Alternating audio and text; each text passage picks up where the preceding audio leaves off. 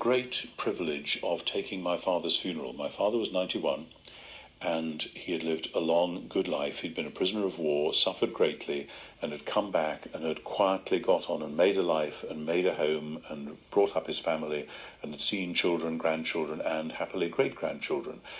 And to be honest, if I didn't believe in the resurrection, the funeral would have meant one thing for me. Because I do believe in the resurrection, the funeral meant something totally and utterly different. And though, of course, it was hugely sad to be saying goodbye to my great father, who I'm really grateful for, I have a sense of saying good night and see you in the morning. And I don't know when the morning will be, but one of the great joys of my life latterly was that, though my dad was a businessman, he didn't read too much during his working life. When he retired was about the same time that I started writing theology, and so did one of my brothers, actually.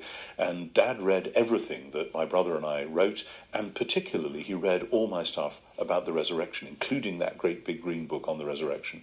And he did say that actually he started to enjoy it about page 600, which is where the story really kicks in. But he was determined to get to the bottom of it. So for me, resurrection says two things. It says that very personal thing, that when the moment of bereavement happens, when the moment of grief comes, yes, it is horrible, yes, grief is very nasty, and yes, I miss him very sorely, but there is hope, because there is a future in God's new world. That's one of the things it means, very deeply personally.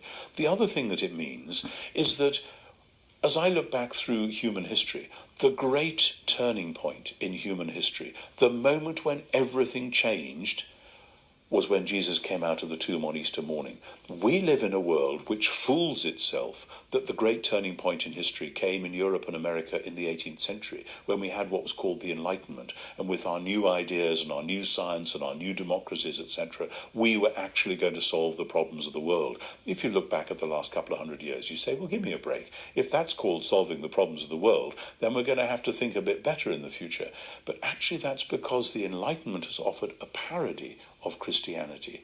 The Enlightenment, therefore, wants to rubbish the resurrection, because if the resurrection happened, it means that that was the great turning point of history, not Europe in the 18th century. And so the agenda for Christians today, and this I think is very powerful for me right now, is to go back and re-inhabit the truth that God's new world was born, not when certain European thinkers had some bright ideas 200 years ago, but when Jesus came out of the tomb on Easter morning. And as we learn to live out of that belief, out of that event, then that is the way in which God's kingdom is going to come on earth as in heaven.